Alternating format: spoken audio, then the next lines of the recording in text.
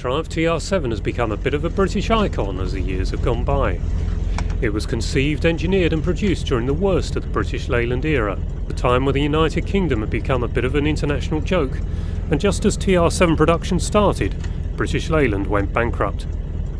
But we British have a tendency to support the underdog, and that is something I've certainly done with the TR7. This is the very car I purchased when it was only a few years old, and today it is a better car than it ever was when it was new. Towards the end of the 1990s, it went to Rob Sport International for a bit of work. That work turned into a major rebuild, and looking back now, I don't think anyone else would have agreed to save the car, as it really had deteriorated to a very poor state. More recently, when remedial work has been necessary, I've been using Andy Moss at AM Restorations, and in fact they have recently completed a second major restoration, whereupon we displayed the car at the NEC. I've also been using the excellent skills of Chris Putt, who comes along to carry out some fairly serious repairs at my home. Recently the petrol tank needed replacing, and it wasn't the first time this job had to be done. Well, here we are. Chris Putt was here for 4 hours yesterday, and he's completely reassembled the rear end of the car, ostensibly to get that new petrol tank in, but in the intervening weeks we had the Classic Motor Show at the NEC where I represented the TR Drivers Club for 3 days, so there wasn't much time really to get on with the job.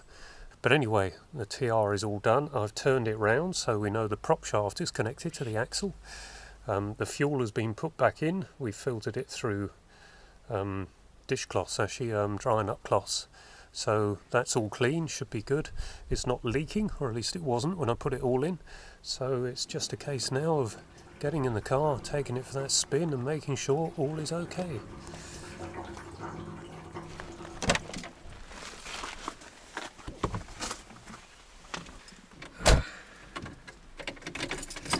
Doesn't sound much like any other TR this.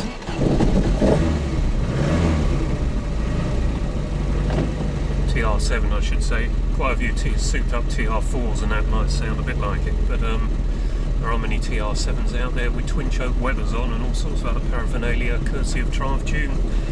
And although it's a TriumphTune suspension setup, following all their recommendations, they were formerly SAH accessories when Spitfires and that were first around, and it was all factory approved by standard Triumph then. But after the Leyland mergers, all those deals were broken off and they had to go on their own, and their components were for years known as TriumphTune, and Terry Hurrell, when he took over from his father Sid Hurrell, SAH, he changed the name of the company to TriumphTune, and I used to go out to them quite often to buy bits for my TR in the early mid-80s, and this is the end result. They're beautiful cars to drive, brakes like nothing else, handles like nothing else. It's a 4-speed car, about 200 pounds lighter, so much more chuckable than your usual TR7, and eminently more chuckable than a very forward heavy TR8. More like a sports car, and much more like a Dolomite with a 4-speed in it, which is nice for a classic British sports car. So anyway, let's see if we can get up the road.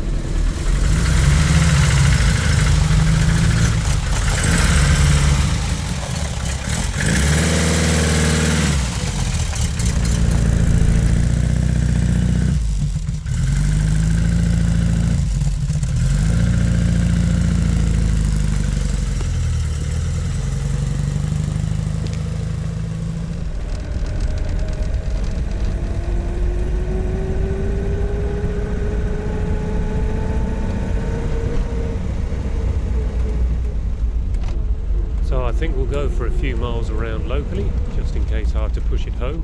I doubt I will, but I do have some concerns with regards to the differential, because while I was rubbing that down I had to get it welded up at the top, and I've flushed it through with plenty of gear oil.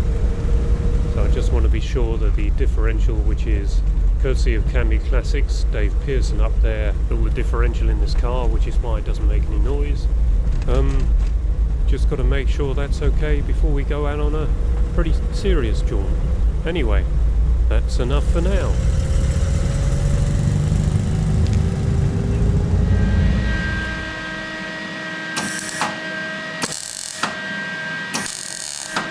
It certainly helps when you've got a very friendly farmer just up the road, And this is Ashley Rowe literally getting me out of a hole with my rear axle.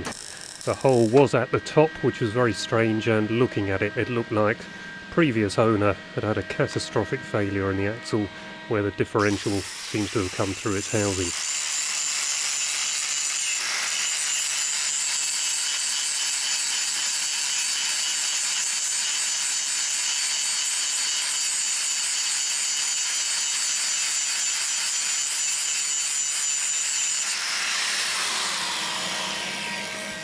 Thankfully, Ashley was able to do an expert repair on this, leaving me just to paint the axle up more thoroughly than it was probably ever painted when it was new, and get it ready for reinstallation back in the car.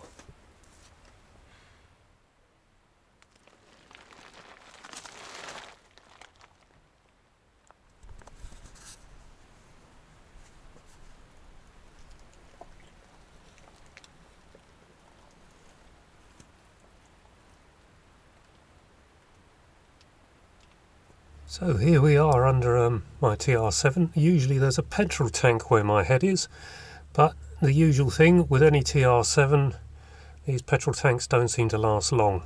This last one lasted precisely 11 years, but for a change, it didn't rot from the inside out, it rotted from the outside in, which is a bit shocking to see, but it was in a terrible state, and I can only assume that there was a breach in the thick paint that had been put on it 11 years ago.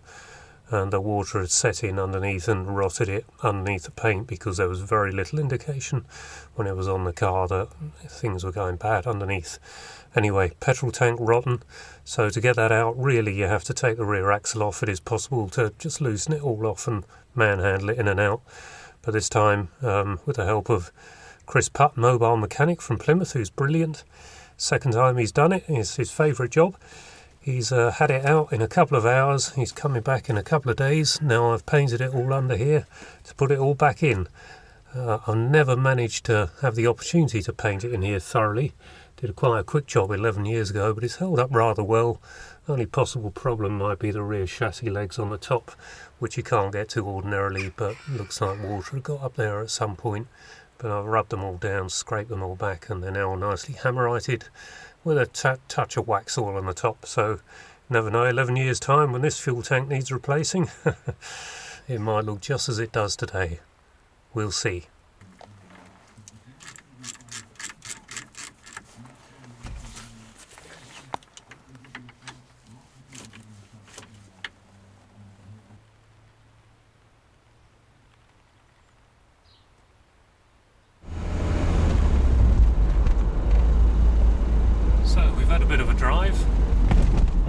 So far, but we're just heading out to the A38, which as far as Cornwall goes, is about as close to a motorway as you can get.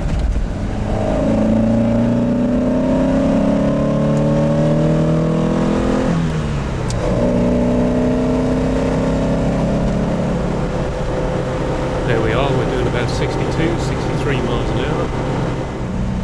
No untoward noises so far.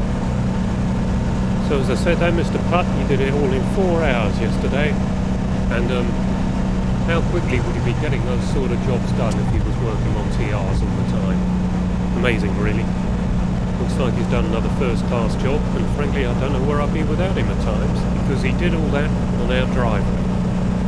So everything south, or everything rearward of the prop shaft was off and out, and while it was all out, there was time for me to get in there, paint it all up and make sure that the car was fit for the winter and hopefully a long time to come. So we shall see. Just go past this red van in front.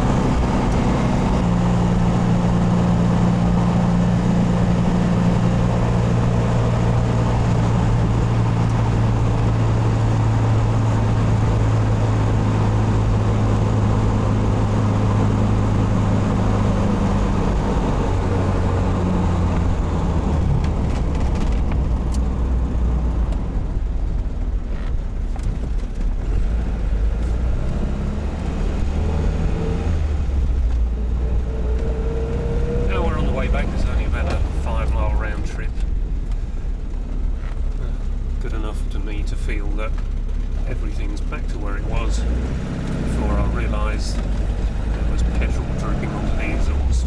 So, mission accomplished. TR7 ownership has certainly had its ups and downs, but it's mainly been a real adventure for me. Now, it's a long story how it came about, but in 2007 I released the TR7 DVD, codenamed Bullet, and this certainly created a bit of a stir. It led to the complete Triumph series, which included the Bullet sequel, Bullet Reloaded, and this was the most ambitious production I ever undertook. Then in 2014, Andrew Pointer and I ended up organising the TR7 40th anniversary, which resulted in the TR Drivers Club winning the year's most coveted Classic Car Club award. The best club run or rally goes to the TR Drivers Club TR7 40th anniversary.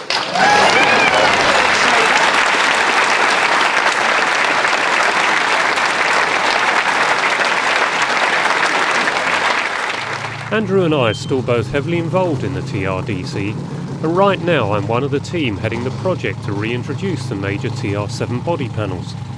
This will ensure the survival of the cars worldwide, and if we pull it off successfully, it will be the biggest achievement in the club's long history. I hope many other TR7 owners will benefit from what we are doing, and just like me, continue to enjoy these great looking, wedge-shaped British sports cars long into the future.